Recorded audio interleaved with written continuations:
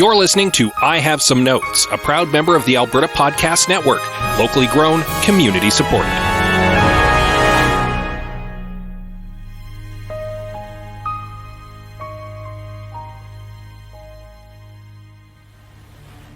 Hey Scott, I have a pitch. We make a Ghostbusters sequel set 35 years after the original. We can even have a cameo from the 4 original guys. Oh, you mean a cameo from the 3 original guys? No, we can get CGI Ghost of Harold Ramis in there. Ooh, okay, I have some notes.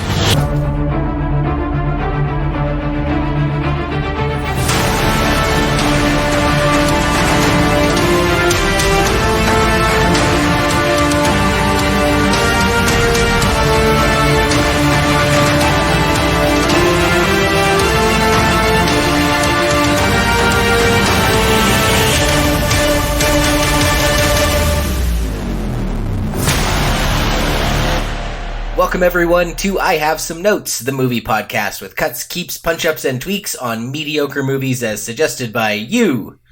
I'm your host, Liam Creswick. I'm Scott C. Bourgeois. And I'm Greg Beaver. And today we are discussing Ghostbusters Afterlife. And of course, joined by a very special guest. Welcome back to the show, Glenna Schowalter. Hello, Glenna. Hello. Thanks for having me. Thanks for coming back. It's been so long since we've podcasted together.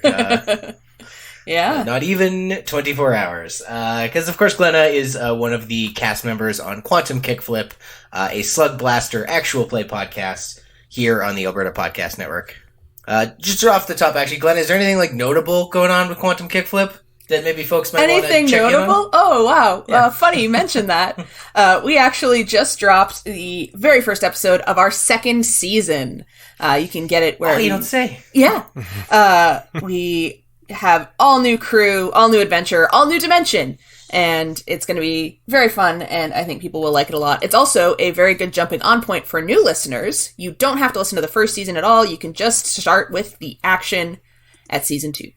And the game is out, which is very cool. The game that we play, the Trade Secret, we've been playing with the beta test for all the episodes of the podcast we did. And now we got the real book. Very exciting stuff. But not, I don't know why I gotta quantify it. It's adjacently as exciting as Ghostbusters Afterlife, which we're coming at today. Halloween is upon us, so we thought, not only Ghostbusters time, but get Glenna in here too. So. And noted horror movie enthusiast / scholar. Yes, that's true. I do have a thing for horror, so thank you for bringing me on. Though I don't think this is a horror movie, although it has horror elements. Is this a horror movie? That's my first question. Is it a comedy? Yes. That's probably another question. Ooh, fair. Because I would say that the first Ghostbusters is a horror comedy. Maybe comedy first, horror second. Maybe, yeah. Just maybe. Comedy horror doesn't sound as punchy though, but yeah, definitely percentage-wise more comedy than horror. Same with the 2016 one. Mm-hmm. Definitely very, very comedic. Also chock full of Saturday Night Live alumni. Whereas, this one, was this everyone's first time with this, or had folks seen it before? I watched it when it came out an hour ago. Nice. Nice. Real fresh. Mm-hmm. This is my second tour of duty. My first. I watched it yesterday as of the recording. It was fun. I don't know how you guys felt about it, but there's a couple moments that made me smile, and that's really all you can hope for. Other ones that made me feel other things, but overall, smiles. I think this is a fascinating movie, and not necessarily because the movie itself is so interesting, but because of everything that kind of orbits Ghostbusters, these days. Just trying, unpacking the appropriate way to build a sequel after 35 years, I think is a really interesting thing to explore. How, you have this sort of weird relationship with the franchise itself, where the franchise kind of had a reboot, and then now they've got this sequel and all the sort of unpleasantness that kind of came along with that. And, it's just the Ghostbusters franchise is a bit of a mess, but also weirdly, I feel a snapshot in time that we may look back on and just sort of like look back and I'm like, this is where we were socially, you know, like you could point right to Ghostbusters 2016 and like, here's what the problems we were experiencing right then. It's sort of what personified a by this movie. Yeah. What a luxury. One of the many problems. What a luxury it was to have strong opinions one way or another on the gender of the Ghostbusters in 2016. That's what was top of everyone's mind. Donald Trump, not a thing. COVID, not a thing. Yeah. Can girls be Ghostbusters? Anyone really can be believe they can, or I really believe they can't. I would argue that anyone can be a Ghostbusters, and yes, that actually people. Well, no, but that's part of my thesis coming into this movie as well, actually. But that might be getting into stuff that I find problematic about the film. So let's continue love festing for a bit. The movie is I found fine. Nothing objectionable about this movie. It's fine, but here's the thing: it's fine the way that like The Force Awakens is fine in that it's a nostalgic retread of the original movie. Yeah, and that didn't dawn on me until I was writing my Letterboxd review of it. When I went, "Oh, this is to Ghostbusters what The Force Awakens is to A New Hope." Yeah. Yeah, right down to going like to almost duplicating the third act. Yeah. I was just curious, like, can we take the temperature on everyone's in terms of like how they feel about the Ghostbusters franchise writ large? Like, where is it in the pantheon of franchises for you? Glenna, can I this one off? Yeah, no. I mean, I think I've seen technically all the Ghostbusters films now. All the ones that exist, and they're fine. Yeah. I don't have a super strong attachment to the originals, nor do I have a super strong attachment to the remakes and the sequels. So I feel fine about the Ghostbusters. I definitely like the first Ghostbusters movie. The second one is not objectionable. It's definitely weaker. The weird thing is, though, when I was growing up, my first real exposure to Ghostbusters was actually probably the real Ghostbusters cartoon. And that's where I knew the characters from primarily. And I saw the movie a little later because in my upbringing, my parents wouldn't let me watch a movie that had like bad words and sex jokes and scary monsters in it. So it wasn't until a little later that I saw the original movie. I liked it when I saw it, but it really was the cartoon that was my first exposure. And I don't know if that makes me a weird outlier or if that's actually pretty common for like my age group growing up in the 80s and 90s. And the real Ghostbusters cartoon was awesome. Like it was cool. It was a fun cartoon. I'm pretty sure I was scared of the Ghostbuster movie. The dogs I think freaked me out.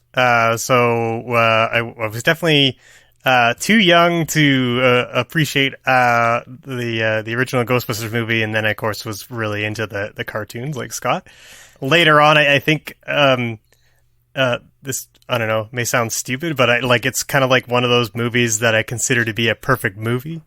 But when I say that, I mean perfect for me, not necessarily perfect for cinema. It's almost like every time I watch the original Ghostbuster movie, I pull something new out of it. So, it's kind of a pretty rich film and like subtle jokes, and I feel like it's just lightning in a bottle. That sort of they managed to create this really, really keenly.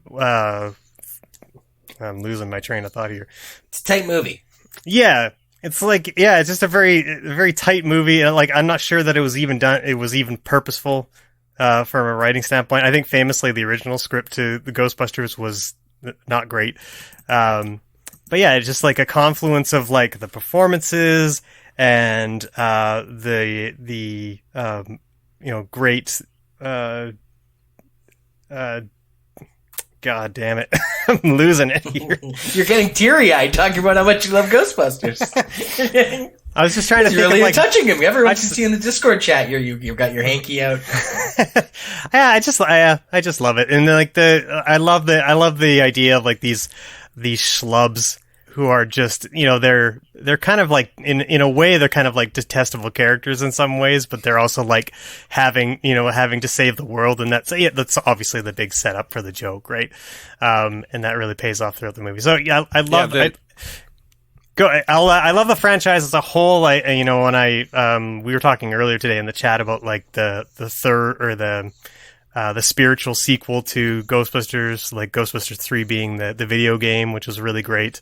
I liked the 2016 Ghostbusters, although my only issue with that movie is that the Paul Feig style is to have a whole bunch of improv, which is wonderful the first time you watch it, but tends to have like diminishing returns on subsequent viewings. I've seen Ghostbusters 2016 3 times now, I think, and I think my adoration for it is dropped significantly on subsequent viewings, unfortunately. But it was, when I saw it in theaters, I was like, hey, this is great. And the production design in the 2016 Ghostbusters I felt was top notch. I loved the way that the proton packs looked. I love the new version of Ecto-1. Everything was really cool looking. And much the same here in Ghostbusters Afterlife. I really kind of enjoyed the production design and the weathered old aging equipment. That really, it works well with the Ghostbuster gear because it already looks like it's just held together with gum and tape, which is kind of the cool thing about it. So yeah, just a pretty big fan. Obviously, maybe, I don't know. Arguably, maybe I'm the biggest one here on the Yeah, it's interesting to hear you sort of fawn over it and two other maybe more tepid responses, because I love this question coming off the tail of Scott comparing it to Force Awakens, because to me I love the movie, but I kind of like got into it around the time I was getting into comedy, and so I like it very much. It is a very good movie, the original and the 2016 one, strictly as a comedy, as like something that's Saturday Night Live adjacent. It's something that's, both movies have SNL cast in it. So for me, it's a comedy more than anything. It's one of the best comedies, but it's not Star Wars in that sort of like, reverence. Like it's hits different for me. I come at it strictly as a comedy. Also maybe that's because I don't like ghost discourse really doesn't do anything for me. I really strongly don't believe in, like, I have a hard time with ghost horror movies. Cause it's a, well, I don't believe in ghosts, and I can't get past that when I see ghost stuff. So, yeah. Well, of course, Paul Feig, the name synonymous with the last one, but this one, back to business with the Reitmans. This was directed by Jason Reitman, written by Gil Keenan and Jason Reitman, obviously based on Ghostbusters 1984. Of course, starring Carrie Coon, Paul Rudd, McKenna Grace, Finn Wolfhard, and Logan Kim. Produced obviously by Papa Reitman. Dan Aykroyd makes an appearance, friend of the podcast, Dan Aykroyd, now in 3 movies we've done. Evolution, the unspoken Ghostbusters sequel, and the film that shall not be named, Blues Brothers 2000. Possibly worst movie we've done on this podcast. Yep. So, let's get into it, because there's lots about this, but we want to make sure our audience is caught up. So let's go to the trailer. There hasn't been a ghost sighting in 30 years. New York in the 80s, it's like The Walking Dead. Your dad never mentioned this to you? It's just my mom. My grandfather died. My mom says we're just here to pick through the rubble of his life. Wait a minute. Who are you?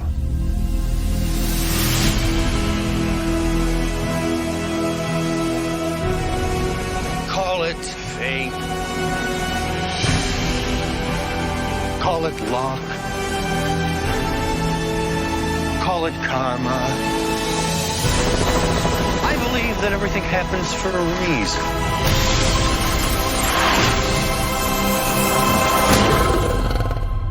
Come on, darling.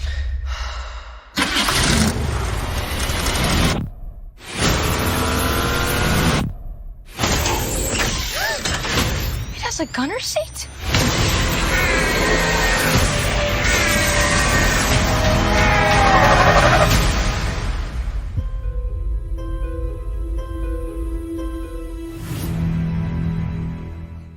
The dead speak through lamps and games of chess.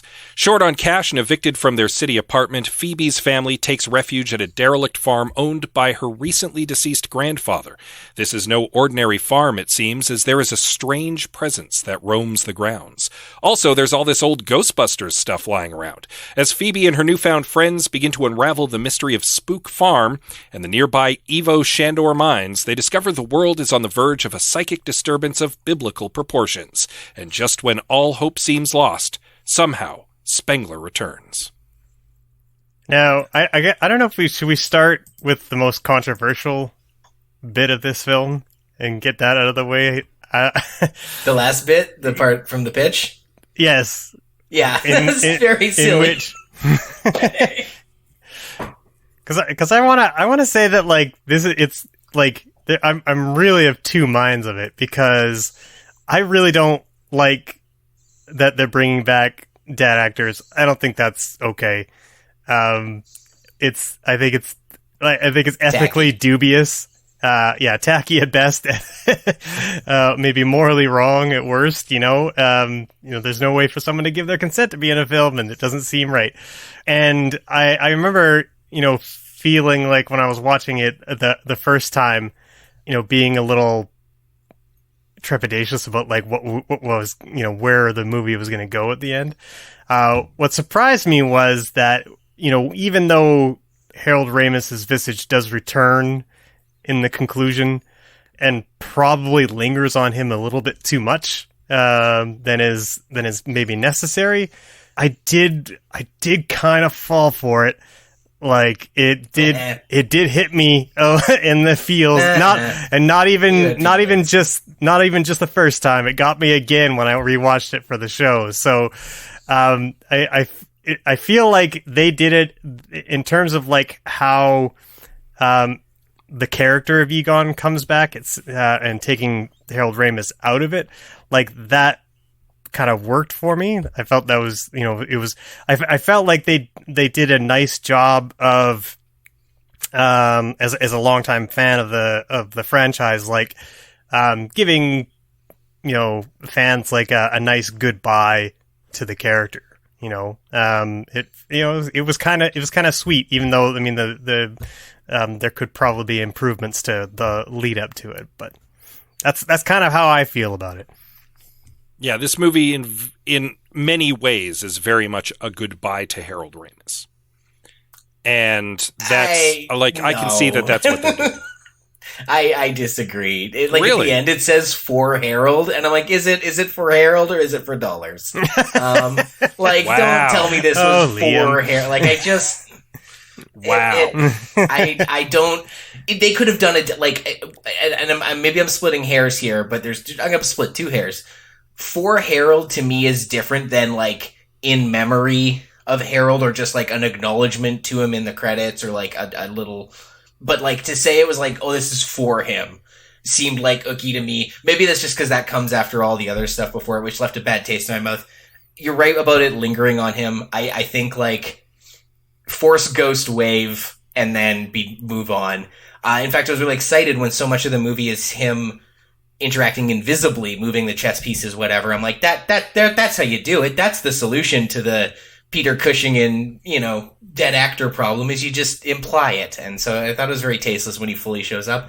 And they made an action figure of Ghost Harold Ramis. So don't tell me there's some sort of tasteful, no, it's all the way gross. It's slimy. It's like a big slimer of icky feelings for me. Glenna? Yeah. Again, I think, I appreciated the invisible interactions that the character had, the sort of face and shadow off the top. I thought that was good. I got to admit, when I saw his, like, when they panned up and I saw his ghost hands, like, helping Phoebe's human hands, I was like, aw, that's nice.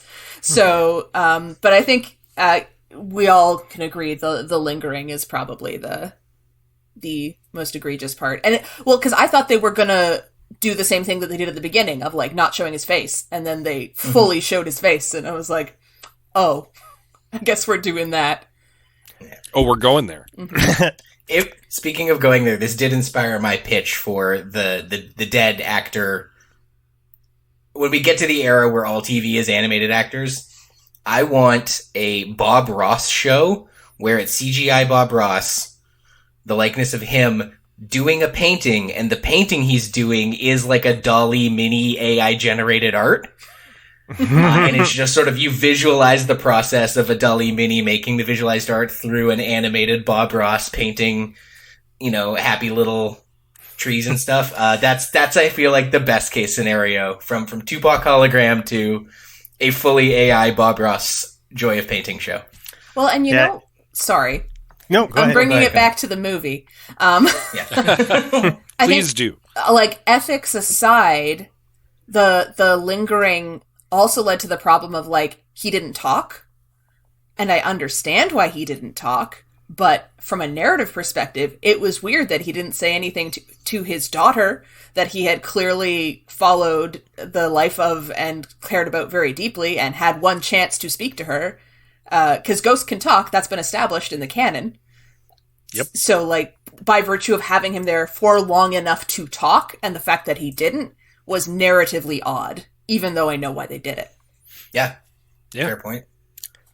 I don't know. I don't know if I felt the same way about that. I think what the worst part of the lingering for me is just like from a story structure standpoint. Like there's this moment where Venkman, Stantz, and Winston are all getting like this long look at Spangler shooting a proton pack with them, and they're suddenly all together. Like, that only works because people are familiar with the franchise. And if this was the first movie that anyone was watching of Ghostbusters, that moment would seem really weird because those characters haven't been in the entire movie with the exception of Ray, who was only in it briefly. So, like, there's no, like, we get the emotional connection to it because of, real world experiences or whatever. But as within the story, that doesn't really work. Now you can argue, I suppose, that like it doesn't matter. Like the fact that they're drawing off of real world experiences is totally fair thing to do. And if it works, it works. And if people feel emotional about it, they feel emotional about it, and that's a win. But yeah, if like you're evaluating it just on plot alone, it doesn't. That's the part that feels like a little egregious to me. Well, it's also egregious because what you're describing isn't just the last scene. It's like a good third of the movie is drawing on you knowing what this is supposed to be and what this is supposed to mean. And if you'd never seen it before, you might be like, why am I supposed to care? And I think that's the part that kind of, I liked overall the plot. The characters, I'd love to get into the characters. They're great. They're all fleshed out. But what kept me from fully engaging with this movie is all of the fawning from Ghost Trap to Bill Murray. All of this like reverent fawning over these artifacts and characters and places, it barely worked for The Force Awakens, and this ain't no Millennium Falcon. It's a comedy movie from the 80s. Can you imagine if any other comedy movie from the 80s did that? Like, oh, it's the canned air from Spaceballs. Oh wow, I can't believe it. It's the greased up sled from Christmas Vacation. It's back. Oh, it's been in the crash. It's the peephole from Porky's. Oh, can you like it doesn't in my mind it doesn't track. Like it doesn't. I love the Ghostbusters, but at no point am I gonna like fall over myself because she dug a ghost trap out of the cellar. I feel like it would have been more interesting to see her like figure out what that was than get caught up to something we all know through a YouTube video. Here's the funny thing for me. I was taken out of the movie by the first hurdle. And I don't know that the movie ever quite got me back. And that first hurdle was Egon Spangler, the most asexual Ghostbuster, had a kid with someone. That premise alone made me go, I'm sorry, you've lost me, movie. Please work hard to get me back. Because Egon is the most sexless character in the franchise. And he is aggressively hit on by Janine throughout all of those movies. I should say the other two movies. And the fact that he then went on to have a different relationship with someone else that was consensual and he had a kid out of it, that all actually broke my credulity because it strained what I knew about the character. And the movie had to work hard to bring me back. And I mean, thank goodness Phoebe's very likable in the film. Because like her and Podcast are the standout stars of this movie. Because that did eventually kind of win me back, but like the family drama stuff, spoiler alert, I'm dumping in my version of this movie. And it's partly because I don't buy that Egon had a kid. Sure. I could buy that Venkman had a kid. I could buy that Venkman has a lot of kids. I could buy that Winston has a kid. I could buy that Ray has a kid. Ray is straining it a little bit, but Egon having a kid actually is making me go, ooh, okay, weird choice movie.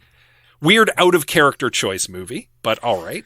Yeah, I think that it'll be interesting to see how you work that in the fixes, because I just feel like the familial ties in the movie are like I mean, it's the entire engine of the movie, as far as I'm concerned, and like it's the one thing that kind of works for me. Doesn't need to be, and I'll tell you why. I'll tell you why right now. I'm just gonna say it.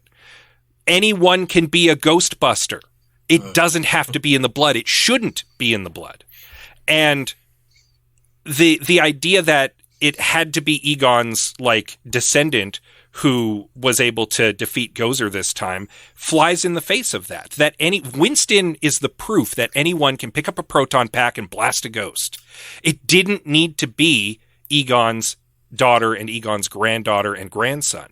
And it could have just been some random kids from the town, which ties back to the original Ghostbusters of being, as you said succinctly at the beginning of this podcast, Greg, are the right people in the wrong place at the right time to save the world, much to their own chagrin. It could have just been 4 kids from the town who find out about the weird hermit, just died, go check out his stuff and discover that he was a Ghostbuster. There's your movie. It doesn't need to have the family tie, and the family drama not only doesn't really amount to much, is kind of ham-fisted and weird, and also like takes away from opportunities for this movie to have more goofs in it. Because it's trying to be so heavy with this family drama. See, that's kind of what I like about it. I kind of like that this is a Jason Reitman movie. Like it's not a Ghostbusters movie. It's like and I appreciate that they're taking a different tone with it. I know it's a fairly common complaint that like, oh, this is in a comedy and the comedy isn't coming from the same place. It's not in the spirit of Ghostbusters. And it's like, well, to me, like that's okay. It's like, it justifies its existence by taking a much different angle from it. You may argue that they've just basically stolen Stranger Things, but I don't know if it works, it works. So that's what they've done. It does have Stranger Things vibes and like Super 8, kind of a Signs was another one I was thinking of. And I'm okay that it's not a slimy, goofy improv comedy, even though that's what I liked about the 2016 one. I like that the jokes come from the characters. Some of the dialogue, I was like really impressed. I'm like, this is snappy dialogue. I quite like it. Yeah, I didn't mind the tone or the comedy coming from a different place at all. I like that part. That's fine. I still don't think you need the family drama. I think you could have done this without implying that it had to be in the blood. You can pass the torch without it having to be a legacy character, right? I don't disagree with that. I guess just for me, I just kind of liked how that sort of played out. I liked the idea of that the Ghostbusters sort of had this big falling out with one another. That creates a sort of an air of mystery of what happened to them, and we don't really get a whole lot of answers to that, nor do we need to. It's not the point of the film, but in some ways it kind of, it can, like, that not saying things expressly can kind of add a little bit of depth to your film because it allows the audience to sort of fill in the blanks themselves.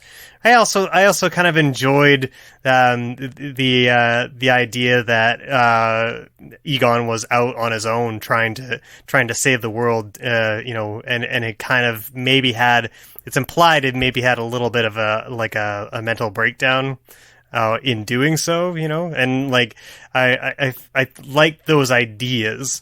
I don't know that they were executed upon particularly well, but that's at least that the ideas were there. I feel like we've been doing a lot of talking, and Glenna, our guest, hasn't said anything in a while, so I kind of want to pitch back over to Glenna. Sure. So my main takeaway about this movie that really not soured me on it. I don't think that's fair to say, because I did like quite a bit of it. It had this essence of a modern movie. Even the cinematography and the pacing and the family drama, that's all very modern. That's all very 2020s. But at the same time, it had all of the silliness from the 80s movie. Oh my God, the Walmart scene was ridiculous and completely out of place. And like, whether it made you laugh or not, it came in out of left field and was completely asynchronous with what the movie was trying to do up until that point. And then it was trying to have its cake and eat it too, and be like this, very much like Stranger Things, reveling in the nostalgia of the 80s, while trying to maintain a modern sensibility. And that's where it really fell apart for me. Yeah, you're 100% correct that like the wheels for me started to fall off right at that Walmart scene. And it does feel like a fairly large speed bump. Because up until then, I was pretty on board with everything that was going on. I really loved the ghost chase scene with Ecto 1, just like plowing through small town Alberta, blowing up signs and benches and mail posts and things like that. Like that was really cool and fun, and like the gunner seat idea was cool. I like I even like the remote control trap. Like all these really neat little tech ideas. That's part of like the Ghostbusters ethos, right? And it was fun watching the kids get to experience that. And, I really liked all that. And then we get to this Walmart scene where, it's like, it's really, really cartoony. Like those, like the marshmallow mans that come out of the marshmallow packets, like, I think the special effects in this movie are largely quite good, but these ones feel like they're like straight out of like a Pixar film. Like it doesn't feel within universe in this particular movie. Yeah, the animation of them wasn't my issue. What's that? I hated it. Yeah. I hated it. I hated what they did to the Stay Puft Marshmallow Man. Organic in the first one, where it's like, think of nothing, and he's like, I accidentally thought of something. Like, there's just no way you can do that again. Love that the 2016 reboot didn't try. It was just like, we'll just do a big ghost. Kind of visually the same thing, but it's its own. You can't do the Stay Puft Marshmallow. Let's not get into like the big ghost being that they got attacked by their own logo, because I really, really hated that. Well, okay, anyway, we're not talking about that movie anyway. But the whole thing seemed very ham-fisted, and the quality of the little guys was not the most egregious part of that. And turning the rampaging kaiju Stay Puft Marshmallow Man into a bunch of adorable little marketable scamps, like so that we can sell them to the kids like Baby Yoda. Let's give the Reitmans some credit. What if, to their best of their abilities, they're like, look, the studio's going to want us to make baby marshmallow guys. The studio's going to want us to do some product placement. Let's just do it all in one scene and rip it off like a Band-Aid. Everyone's going to hate that scene, but there'll be pretty good movie on either side of it. And they tried not to spread it out too much. I think it might have been okay if it wasn't for the fact that like the only thing that's happening in that Walmart is the marshmallows. That should be. Doc shows up. Vince Clortho is also there, and Vince Clortho is there. The other dog monster. He shows up right at the end. But like Vince Clortho. I mean, what I mean is like that's sort of like that should be your sort of montage of like that should be in with the rest of like the town experiencing all these ghosts, right? So if you had more different types of ghosts in the Walmart, then you wouldn't it wouldn't feel like the marshmallows are so out of place. Also, Paul Rudd is the only person in that Walmart. Yeah. You hear some ADR person scream off camera at one point, but there is literally no other people in that Walmart, which is so weird. Like, that's another thing that made no sense to me in the scene, is that you don't see little marshmallows attacking other people, or people running in terror from Vince Clortho rampaging through the dog food aisle. Like, there's like so reshoot, much wrong with that scene. It does feel like a reshoot. They were like, look, we need to have baby marshmallows, and Walmart wants to give us some money. So just go film it in a Walmart. Close it down. We got Walmart for an hour. Also, yeah, we need something for the trailer. Yeah.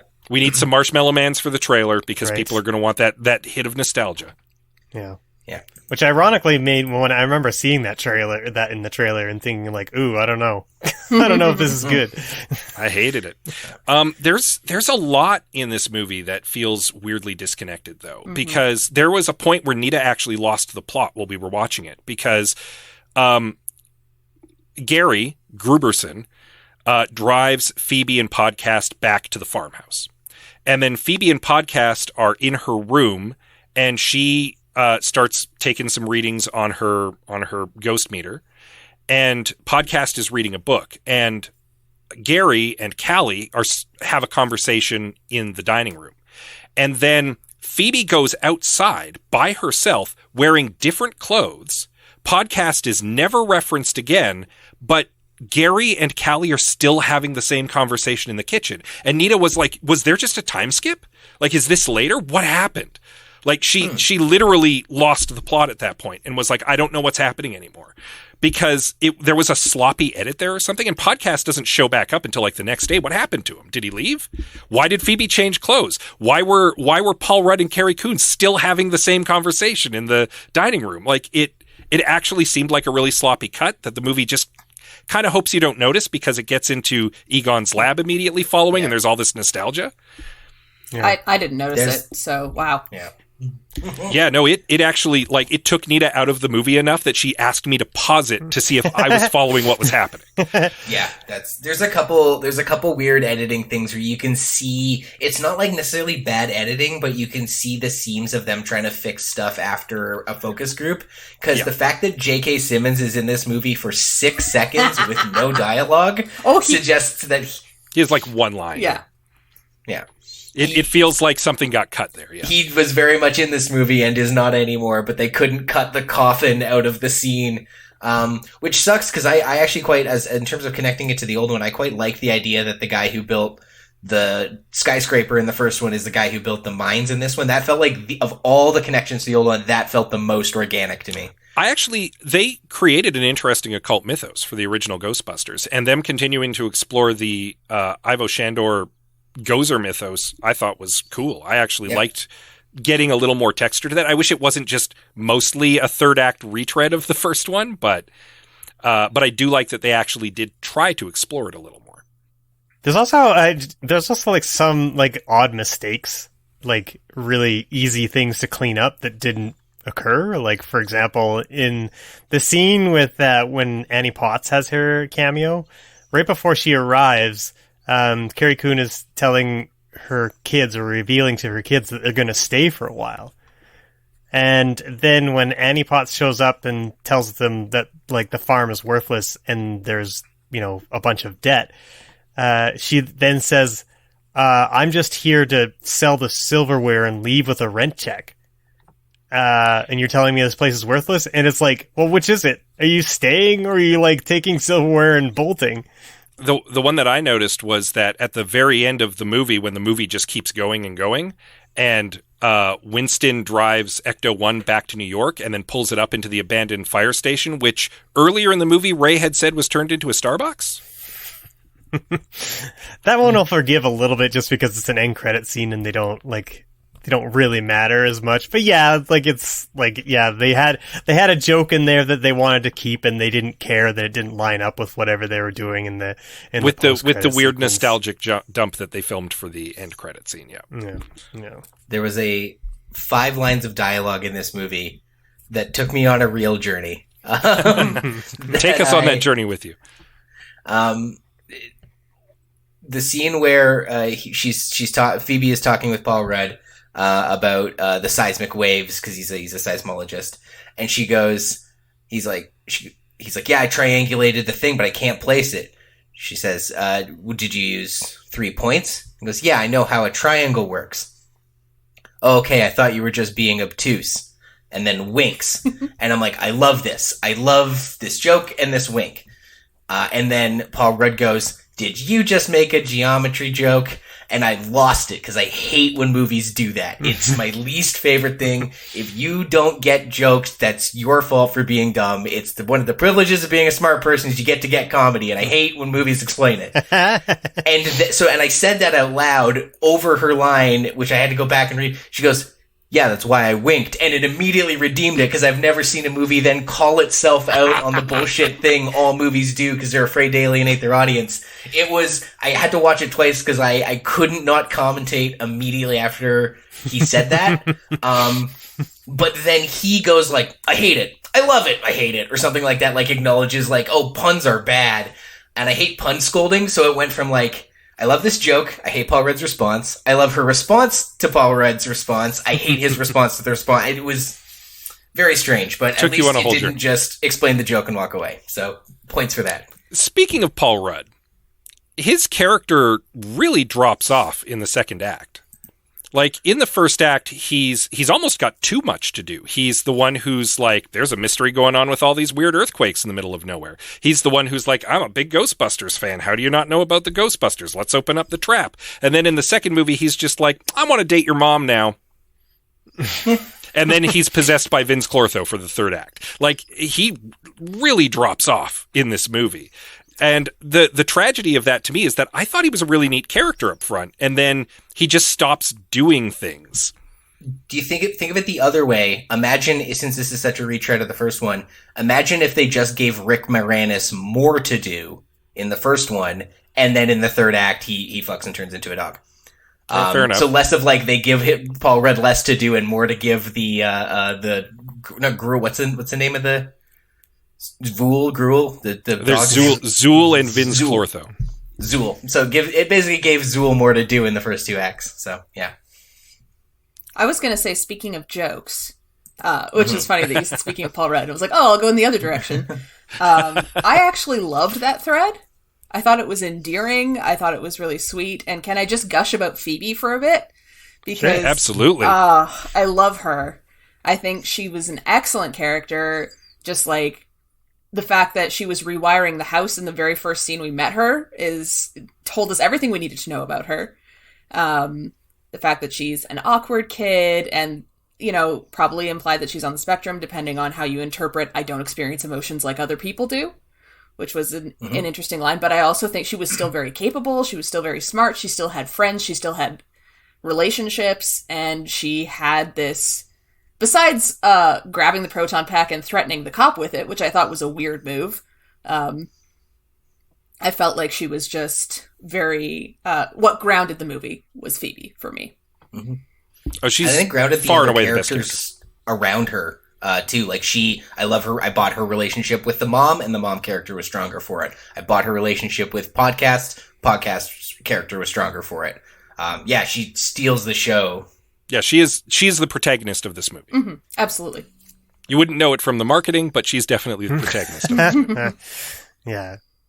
Yeah, and I like, it's kind of fun for me as someone who grew up with Ghostbusters, is like, your kind of experience, she's a kid who's experiencing Ghostbusters and learning all about it, and that's like, I've gone through that too. I've gone through that, so it was fun to experience the Ghostbusters through a kid's eyes again, and that was the fun part of it for me. Well, the kids really are us. Mm-hmm. Like they're us as a kid wanting to be able to suit up and strap on a proton pack and blast a ghost, and they're doing it as kids, and we get to kind of experience that vicariously through them. And so I see why that decision was made. It's definitely a weird nostalgia decision, but I see why that decision was made. Why it was decided that this new generation of Ghostbusters would start out at the very least as kids, right? Yeah.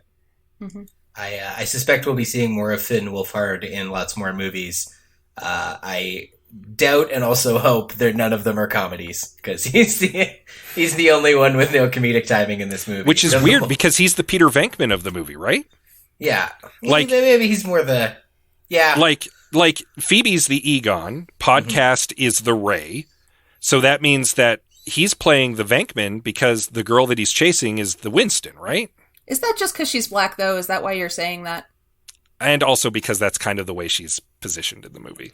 Well, yeah, because I guess she's the one that comes along into the ghost busting at the last minute, which isn't too terribly different from Winston. Yeah. Like, Yeah, I'm not saying that she's the Winston analog because she's black. I'm saying the movie made her the Winston analog because she's black. Okay, yeah, no, I'll take that. And every time people got all congratulatory about the 2016 one, and I do think representation matters and important, and I like that one a lot. But I was like, yeah, girls can be Ghostbusters, but they still have a token black one. So it's like, we don't really, like... Yeah, it's we've only come so far. We've only come so far, and even in this fourth one, there's still got to be. Yeah, I mean, he's not a perfect Venkman analog in that he's kind of the dumb mechanics guy, and not to say that people who are mechanics are dumb. That's not what I mean. But I mean, like, he's sort of like the dumb older brother who doesn't understand all the science stuff, and his skill is in fixing Ecto-1. Which is not necessarily Venkman's deal. Yeah. Maybe other than Phoebe, maybe they aren't really analogs. Maybe he's also the character that's least a character. Like, he doesn't really have much to do. I mean, he could lift right out of the film if you wanted him to. I do feel like they're not one-to-one, but, like, I see where they're being positioned in the new foursome. Like, that's kind of where I'm coming from with that. Yeah, sure. I think that's somewhat fair. He's the one that's chasing after the girl, right? And was Venkman's thing, yeah. On a very superficial level, yeah. You can see how they were trying to, like, position everyone. The only one that makes is, like, I would argue that Phoebe's the one that makes is a real parallel, right? And that's actually deeply unfair to the character because, again, Phoebe is the best character in this movie. Yeah, followed probably by Podcast. Yep. In my opinion. Again, best character in the movie amongst a movie with great characters. Like, in spite of this movie having a lot of the trappings of modern blockbusters and a lot of the needless nostalgia bait trailer nonsense, I was so surprised by the characterization and the dialogue in this flick. They're so tight. The mom, like the mom's dialogue, like her just sort of sardonic, like I truly believed she was jaded and didn't give a fuck in a way that most jaded sardonic characters don't. Paul Rudd's likable. Yeah, the characters were my favorite part of this whole thing. Also, Gozer looks rad, right? Like, I'm not the only one who thought that Gozer looked rad, right? Yeah. Like, for what in the original 80s Ghostbusters was kind of a goofy look, like, they turned it up to 11, and Gozer looked rad. Yeah, the whole production design from Gozer to the rest of it looked very sweet. But let's get to our fixes here after we hear from our friends at the Alberta Podcast Network. This episode of I Have Some Notes is brought to you by Alberta Blue Cross. Life as a business owner can be hectic, to say the least. Alberta Blue Cross understands that. They offer flexible health, dental, life, and disability coverage for your employees. Even better, you can let your staff enroll and manage their coverage at any time on any device. That makes life easier for them and for you. You've got this when it comes to group coverage for your small business, and Alberta Blue Cross has got your back. To learn more and explore your options, head to ab.bluecross.ca.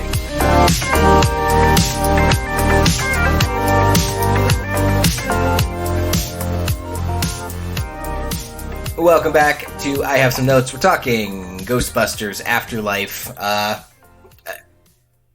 thing I like about our discussion in the first half is we all liked and disliked different things. It really...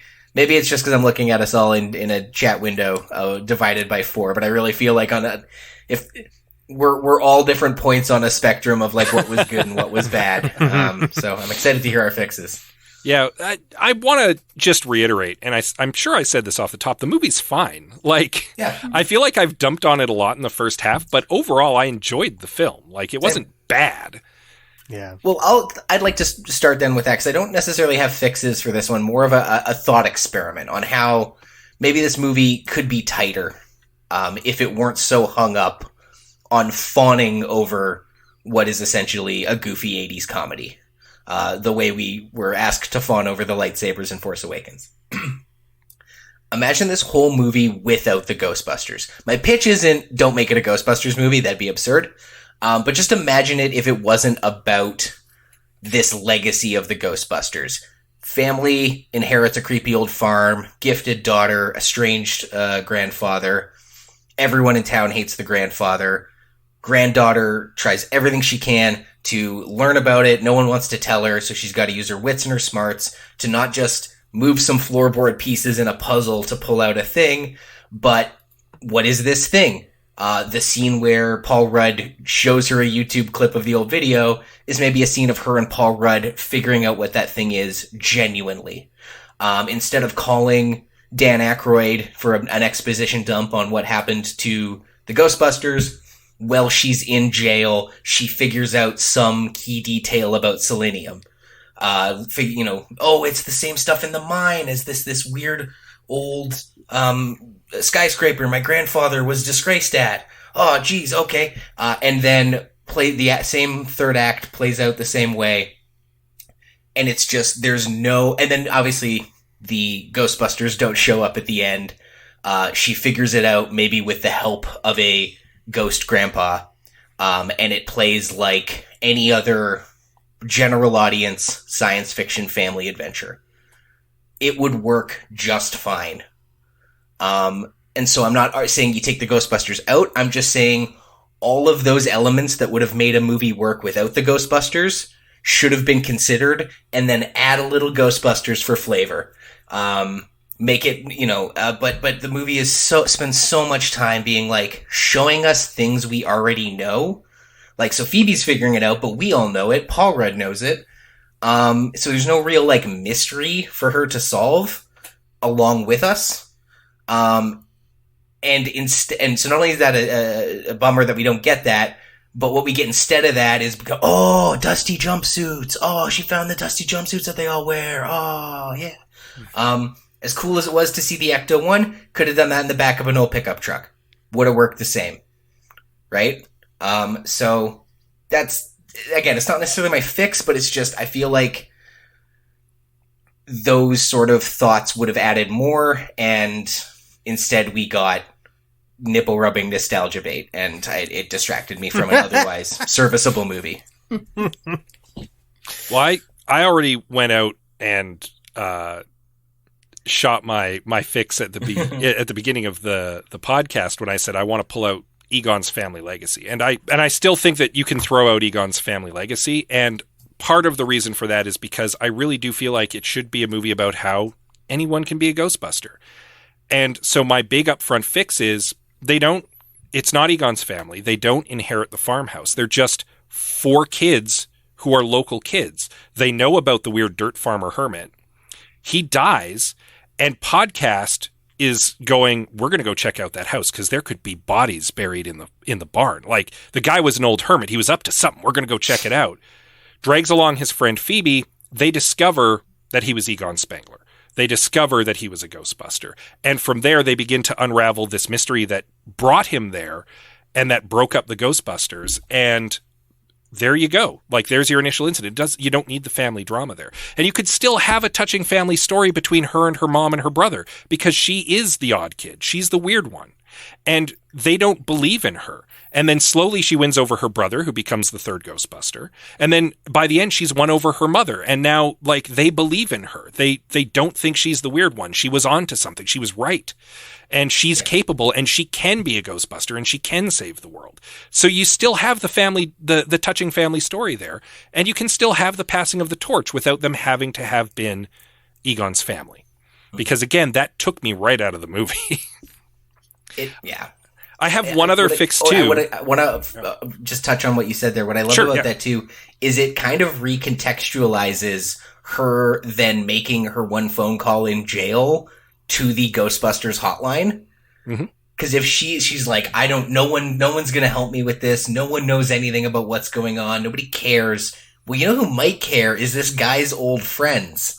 Yeah. This weird guy, we've dug up all his information, and it would completely recontextualize the phone call to Dan Aykroyd in a way that was actually kind of like, especially when the policeman's like, who you gonna call? That's what makes her like her light bulb go off. It's like, who you gonna? Of course, I'll call that guy. Yeah, and you can have Ray be like basically the same, but then it becomes less a plea from Egon's progeny and more just a plea from someone who needs help. And to have him and Venkman and Zedmore show back up and help again, like that's a little bit of redemption for them too, right? And Egon is still there helping her as a ghost. He's just not her grandpa. So there's still the passing of the baton, right? I think I like that change, and I like how that, because again, the kids are supposed to be us vicariously. And so it should be a story about how anyone can be a Ghostbuster. You just need to pick up a proton pack and go bust some ghosts. Anyone can save the world. Anyone could be the right people in the wrong place at the right time to save the world. I like that. Mm-hmm. Also, Podcast should have been the one who knew about the Ghostbusters. He's the weird guy who's into the paranormal and into the occult and into the conspiracy theories. Gruberson shouldn't have been the big Ghostbusters fan. Podcast should have been. That seems like a huge missed opportunity right off the top. Yeah. Yeah, they even say it in the movie when Paul Rudd's like, "You don't know about the Ghostbusters? I thought you of all people would know about the Ghostbusters." He should have been the one to know about the ghost. Yeah. Like the weird thing is he knows about the Shandor stuff. He knows about the Gozer stuff. When they're in the mine, maybe the other way around. In the mine, he's the one talking about like, "Oh, I know all these incidents," but he doesn't know about the Ghostbusters fighting ghosts in New York in the 80s. And if you flip them, like I'm saying, if you have podcasts know about the Ghostbusters, have Paul Rudd know about selenium and weird Earth stuff because he's a seismologist. Yeah. So it'd be like, oh, the old mine? Well, it's a selenium mine owned by this Shandor guy, the guy who owned the skyscraper. Podcast goes, the skyscraper from the Ghostbusters? Yeah, that's sick. Yeah, it's such an obvious flip. Yeah. Yeah, instead of using Paul Rudd as some sort of weird Swiss Army knife, yeah, I think it works. I think the other thing you could kind of do, it would actually position Paul Rudd to be the audience's surrogate for the townsfolk who don't like Egon, right? Who thought he was just like kind of like a kooky old dirt farmer that didn't care about anyone or whatever. They just seem to have like this. There's no resolution to that in the movie, right? Like the townspeople don't like him, but we don't get any sort of like redemption in the townspeople's eyes. But if Paul Rudd is the avatar for the town's hatred of Egon, then you can get a resolution at the end when Paul Rudd learns what he's been doing. So maybe Paul Rudd is like maybe he owns a farm next to Egon's farm, or that his family owned a farm, and through Egon's various science experiments and things like that, sort of like somewhat ruin their family business, something like that. Something to add some meat to that relationship. The interesting thing is with my change as well, that could be blown out to include Phoebe's mom, because my version is that they're just locals, right? Mm-hmm. So like there's no reason why Phoebe's mom couldn't also know about the dirt farmer and hate him. And part of the redemption there also comes from her accepting Phoebe, because Phoebe is like Egon.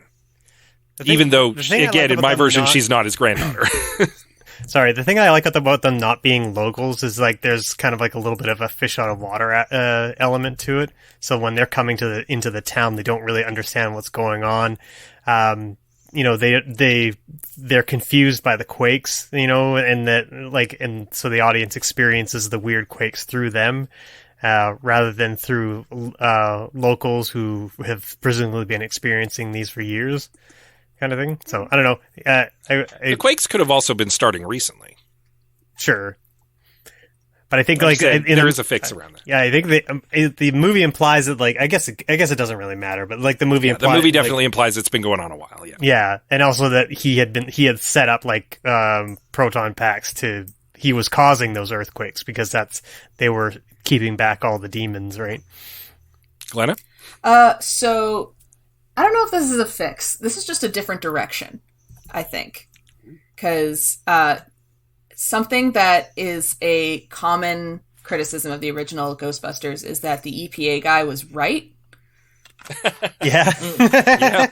That they are being dangerous, that they do need regulation, that could have unknown environmental disaster. So what if that's the spirit that you make this movie in? That the EPA guy was right, and some big ecological disaster has taken place because the Ghostbusters were unregulated. And now the next generation has to deal with it. They were just dumping all of these ghost traps the way we just like poorly handle nuclear like runoff and like toxic waste. Like it was buried under it. I actually just visited some family in Port Hope, and I learned that the whole town, whole chunks of that part of Ontario along the Lake Ontario, full of the ground has all sorts of radiation in it because they didn't know there was a nuclear power plant there. Contributed to the Manhattan Project, which I didn't know, and they were just dumping this stuff all up and down the coast or not the coast, but the banks of the Lake Ontario. So yeah, maybe it is like these Reagan era idiots were just dumping these ghost canisters in a hole in the mine. You can bring back the mine that way. Inadvertently cause a paranormal catastrophe Because years later that the next generation has to deal with. Yeah. I love that, Glenna. That's sick. That's actually, it does. The only downside to that is we're trying to make a heartfelt, nostalgic movie about the Ghostbusters, and your movie really positions them as the villains. Yeah, I know. That's why I said it's a different direction for sure. I do like I mean, like, the original Ghostbusters movie is definitely, like, it's a right-wing movie. So, like, I love that you want to, like, hey, let's make a left-wing answer to it. I think that's great. Yeah, a rebuttal that, like, and we can still have the nostalgia where it's like, hey, look, maybe everything back in the day wasn't all peachy keen. Maybe we don't need to be hanging on to, you know, SNL movies from the 80s with all of our hearts and minds and how, you know. Yeah. And it's not an SNL movie, but, like, it came out of a very gross era in American history, and so maybe fetishizing it the way we do. I want to tug on this thread. That could explain the breakup with the Ghostbusters too. Egon, the science guy, realized what they were doing was going to cause a problem, and that caused the whole group to have a falling out because the other three were like, "We're making money hand over fist." Yeah. And there's your falling out, and that's why Egon split with them. And now he's trying to stop the ecological disaster from happening in the mountain. Well, the others have all gone off to have their own careers and be rich, and except poor Ray, who's running a bookshop. That's being propped up by Winston. But still, like the weird thing is that the core plot of this movie doesn't necessarily have to change for Glenna's idea to work. It almost works better because I love the idea that they were chucking him in this mine. It's like, well, yeah. Well, and Gozer can still come out because they fought Gozer and blasted Gozer before, right? And now you've got Gozer reconstituting out of all of the ectoplasm that they were dumping in the mine. Yep. You'd have to have Gregory Peck show up for a big "I told you so" in this movie, though, right? Oh, that would be amazing. Yeah, that'd be a way better cameo. Better cameo. You know, you know what would be wonderful about that is because, like, that actor used to get shit on in the 80s because he had two roles where he was just like this incredible prick. It was in Ghostbusters and Die Hard. And people used to treat him like garbage as if, like, you know, he was actually those characters. So for him to come back into the film like 35 years later and just be like, hey, my character was right, I think that would be great. Yeah, speaking of cameos, this movie pulls off the rare feat of me being. I don't think I've ever seen a movie that manages to make me frustrated and annoyed that Bill Murray is on screen. Usually that's a positive, but I was like, okay, all right. But I guess a bit of a cop out because I didn't give a real fix. My one true fix for this movie, regardless of the tone, regardless of the goal of the plot, it wasn't slimy enough. There wasn't enough slime in this movie, and that's definitely something the 2016 one got right. And this movie needed 50% more slime. For a moment, Nita just about swore at this movie because she thought that the Muncher was Slimer, and she was like, "Did this movie put Slimer in? Did this movie put Slimer in for no reason, and she was ready to be so angry at this movie, and then it wasn't Slimer. It's just something kind of akin to Slimer. And she was like, all right, movie, you saved yourself at the last minute. Like the one area where they showed restraint. She actually thought the ectoplasm looked really fake too. Like she was like, most of the CGI was working for her, but like the weird glow on the ectoplasm that the Muncher was leaving behind, she was like, that looks real fake to me. Yeah, I didn't understand that decision because like it looks. I mean, it's obviously like something that wasn't in the original, but like, yeah, the original, like one of the best parts about the original was like they treated the special effects very seriously. Like the ghosts looked menacing. Like, say what you will about like what Slimer became in, when he became like this cute cartoon green ghost or whatever but in the original design of him, he was gross and threatening, and like it was, that whole thing was sort of played for laughs and stuff like that. But like they took those creatures very seriously, and I think that was the part that I liked about it. That there was like this sort of juxtaposition of these very, very real like horror elements that could be in a real horror movie. And then you've got like these wacky comedic characters, and I loved how those played off of one another. Yeah, horror and like comedy. And it's I think CGI is not a friend to horror movies, and this is just sort of like another example of that, where we're gonna add like cheap CGI elements to the slime for no good reason when just a bucket of KY or whatever they were using would have been fine. You don't have to worry about it. Well, and they do use practical effects in some places, which I quite liked. But then it's undercut by some kind of weird floaty CGI as well. And it's just like, all right, fine. Yeah, like the Muncher ghost looked fine. But was he Slimer level? I don't think so. No. So just Gozer looked rad, though. We can all agree Gozer looked sure. rad. And Gozer was just makeup, right? Like just a good makeup job. So, yeah. I have one small thing, and maybe this could be an addition to your folks' fixes. It's to add some more conflict between Callie and Phoebe, because I think they're like, speaking of missed opportunities, as you said, Scott, like Phoebe's Egon's parallel in the movie, and yet Callie's upset with her father abandoning her, and she knows that like Phoebe is sort of like into the same things as her father was. He's like a big science nerd or whatever, and that's a great place for them to have that conflict. That she's kind of like turning out like her father, like that, like there's sort of natural conflict there. And even when the movie opens and Phoebe is like playing around in their apartment building and burning out, fuses and stuff like that, like it just sort of happens, but like there's no consequence to it. Like there's no conflict in the relationship to it. It's just like, oh, Phoebe, you shouldn't do that kind of stuff. Whereas like, I think there'd be some real easy ways of just like having that play out throughout the movie, where Callie is constantly trying to pull in the reins on the direction that Phoebe is headed. And then, at the end, you get their resolution of, oh, my father was actually trying to help, and like Phoebe was also trying to help through science, kind of thing. Like all that sort of comes together. It's just the way it works right now. And like, as the movie has written, is just, you can kind of like headcanon it, I guess, but it's not expressed. And I just think, especially it's not in the text. Yeah. And especially in like blockbuster filmmaking, like having things expressly said is a lot better, because of that, you want your plot to be simple so that you can have all the fun action stuff, right? And I don't know, they just kind of missed that opportunity. Nice. No, I like that a lot. I think there's definitely room for a stronger familial connection in that regard, if you of course believe that a familial connection is what's important.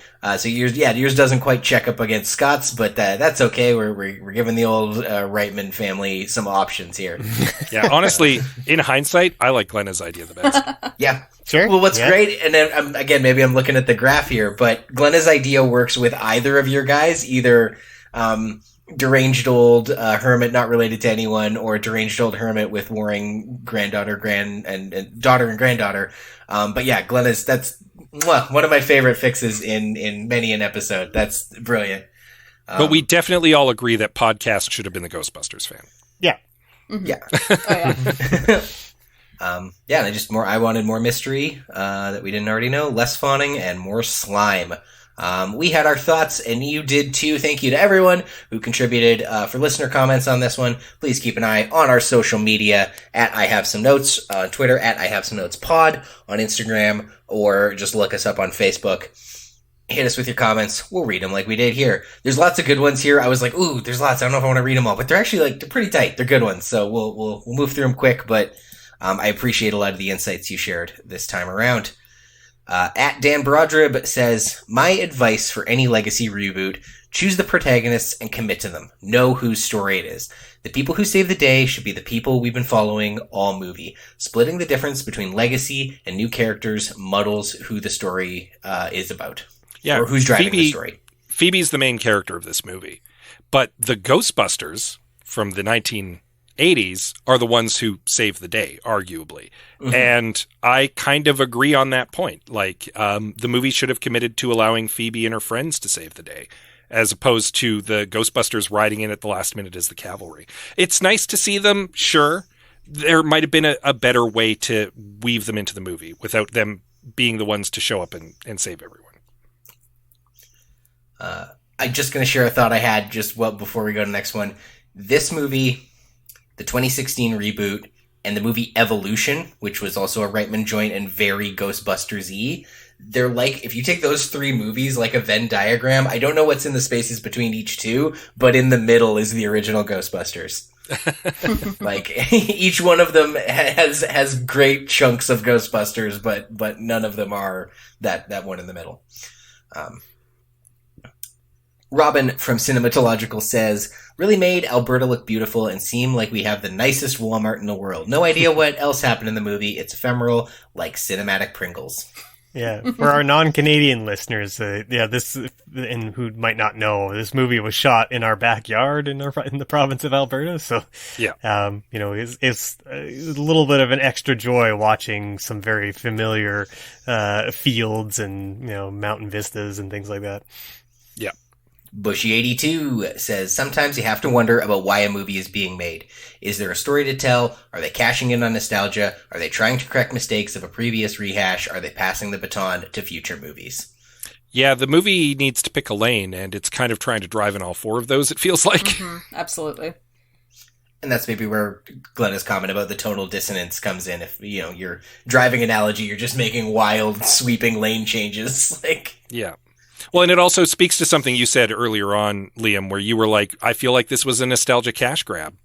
Whereas I, on the other hand, am like, but it's kind of a touching nostalgia thing. I specifically did not say that this time. I say that about so many of these movies, and this one I earnestly liked and just found some of the fawning over it distracting. The existence of Ghostbusters nostalgia was not the problem. It was the weird Millennium Falcon level reverence for props from an 80s comedy that took me out of it. I actually feel as though the nostalgia of this movie kind of saved it a little bit. Mm-hmm. Because I feel like if you did take the Ghostbuster element out of it, then we're talking about a pretty nondescript movie for the most part, which isn't necessarily, it's not a compliment to the movie, obviously. But yeah, having those built-in emotions kind of helped out a little. What was I going to say? I don't know if this is the one thing I didn't feel about this movie, and I'd be interested to see what you folks think, but I didn't feel like there was any sort of commentary on the previous reboot, which was nice. It didn't feel like they were trying to answer anything from the previous one. No, for sure. Maybe the studio was, that might have been the studio decision, but at least in the context of the movie, I didn't get a sense of that at all. Yeah, if it was trying to be an answer to the 2016 Ghostbusters, there would be some pointed jabs at it, and there's none. Yeah. And they probably would have shied away from making Phoebe the main character because of the Girl Ghostbusters thing, but they didn't do that either. So yeah, I'd go so far as to say it really didn't feel like they were trying to be an answer to that movie. Just a different movie, I guess. I think from the studio perspective, they were certainly trying to make the movie for, a person my age, like a male my age, to be more specific. Like that's like it's clear that there was something cynical going on there on the studio side of things, as far as I'm concerned. Just with like Stranger Things sensibilities. Oh, absolutely, Yeah. And not just because Finn Wolfhard's in it. Yeah. I was trying to, when you were like, they're not trying to answer this movie, I think you're right, but there was definitely an air of don't do that again. Yeah, absolutely. That I didn't appreciate. So it wasn't, you're right, it wasn't like a contradiction or an answer the way that like the new, sorry to keep comparing it to Star Wars, but the new Star Wars trilogy was to the prequels. But this had a big like, well, don't do that again, which is unfair to that movie. Unfair to both, frankly. Cinema Recall says, don't repeat the same plot points from the 1984 version. Oh, and they had footage from a giant marshmallow man stomped around New York in 84, and nothing from 89 when the Statue of Liberty inspired many to sing the music of Jackie Wilson. Yeah, this movie is very reverential to the original Ghostbusters film and kind of wants to not discuss the sequel in a weird way. Like none of it gets mentioned or referenced at all, which is kind of weird. It does strain credulity a little bit, like the world seems to have forgotten about Ghostbusters and ghosts altogether. Like it reminds me a little bit of the first Transformer movie, where like the Transformers have an out and out war in a city. And then at the end, it's implied that, like, we're classifying everything and it'll all be fine and nobody knows that there's real robots, transforming robots running around. It feels that way, like, because, like, you can't, the one thing that I would have loved to have seen is just, like, this sort of, like, idea that, like, if they were going to do that, make a joke of it, like, have a moment where they're discussing like how people seem to have forgotten about ghosts and be like, well, we haven't seen ghosts in 35 years. Maybe the Ghostbusters just sort of made them all up with, lights and whatever. And then someone just goes, well, how do you explain, a 50-foot marshmallow man? And we're like, admittedly, that's a little bit hard to explain. Just like play it off as a gag or whatever and move on. But yeah, I don't know. I will say that if they're Force Awakensing the original Ghostbusters in this movie, if they do make a sequel to this movie, Ghostbusters Afterlife 2, I want the painting of Vigo back, and I want the man whose drippings Visgoo back. Just do a rehash of the second movie, too.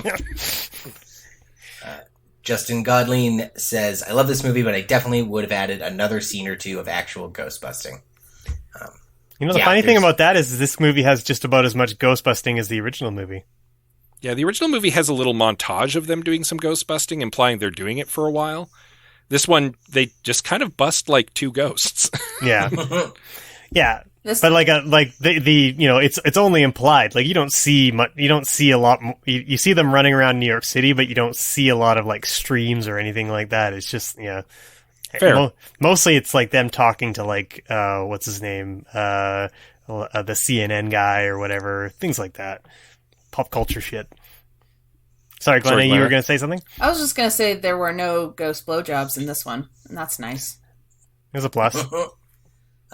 Chris says, I don't have any specific fix, but if you're going to make a Ghostbusters movie without any jokes, which isn't necessarily a terrible idea, in brackets, then really embrace the supernatural weirdness. So maybe this should have been more of a horror movie? I disagree that there weren't jokes. I thought the dialogue was really funny and snappy. I agree. I don't think it was as goofy as the original Ghostbusters, but I wouldn't say that it wasn't funny. Yeah. It was a funny episode of Stranger Things. It wasn't a weak episode of Saturday Night Live. There you go. It was a funnier E.T. Jeff Samsonow says more Holtzman. Would agree.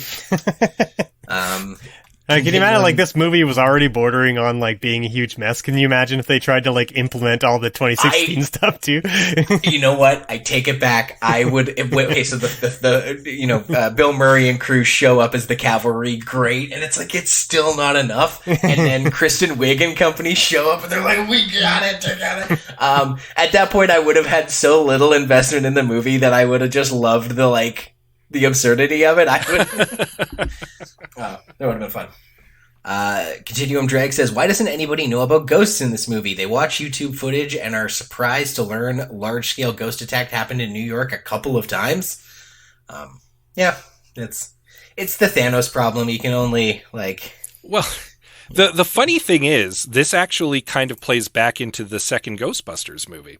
Because by Ghostbusters 2, the people of New York who were saved from a kaiju marshmallow man by the Ghostbusters and a near apocalypse are like, yeah, but what have you done for us this week? and that's kind of part of the joke in Ghostbusters 2. So it doesn't completely strain my credulity that like 40 years later, people would be like, yeah, whatever. It happened.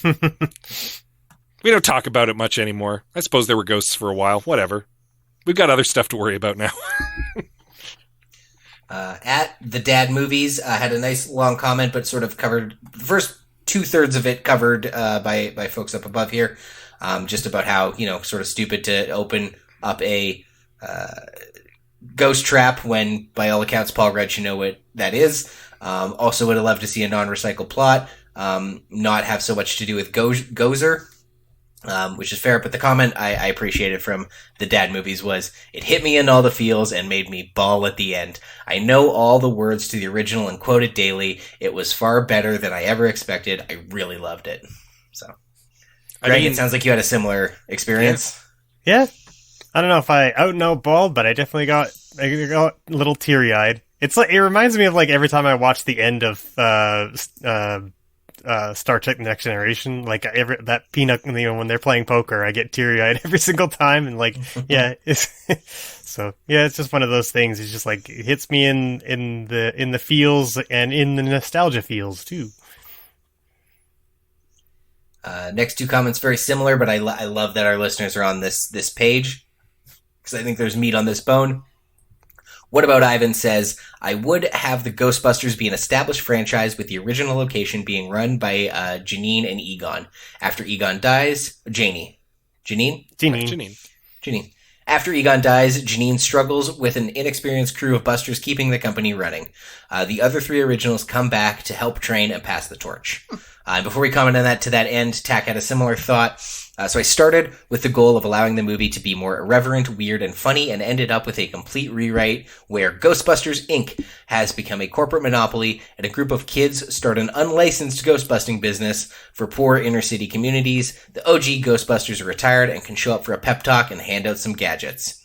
So, yeah.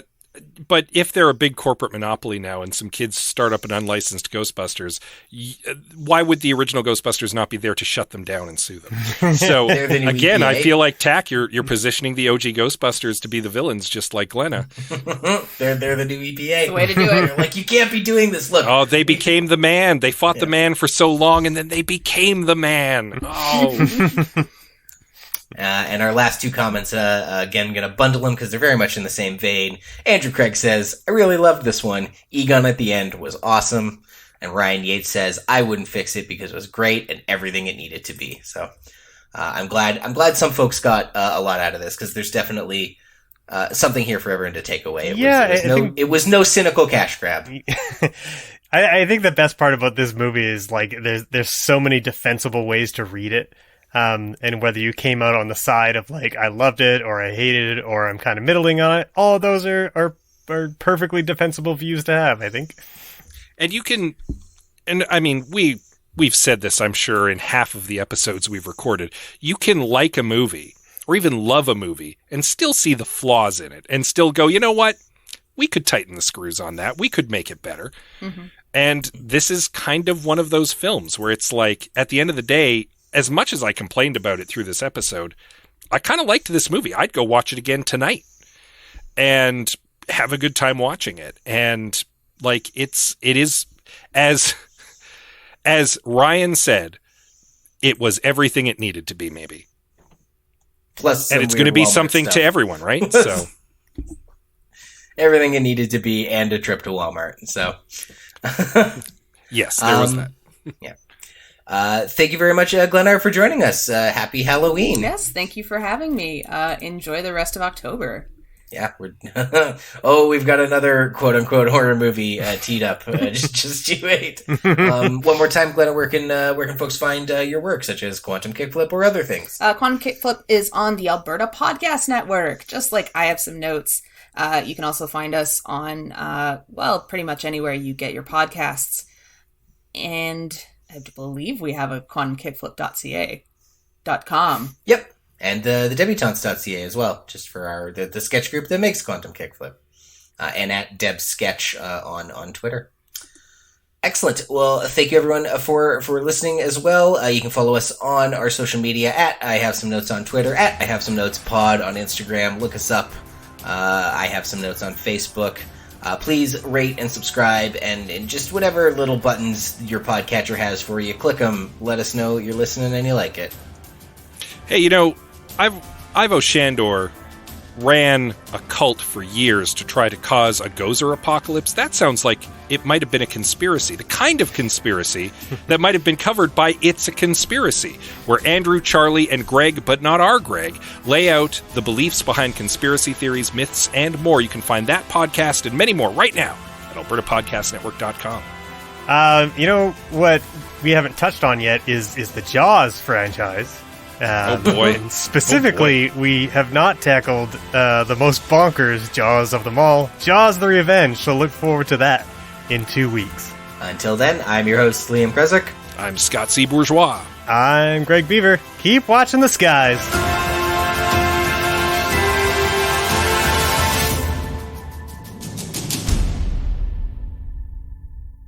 Hello, I'm Elizabeth Bonkink. I'm Andrew Paul. And we're the hosts of the Well Endowed Podcast.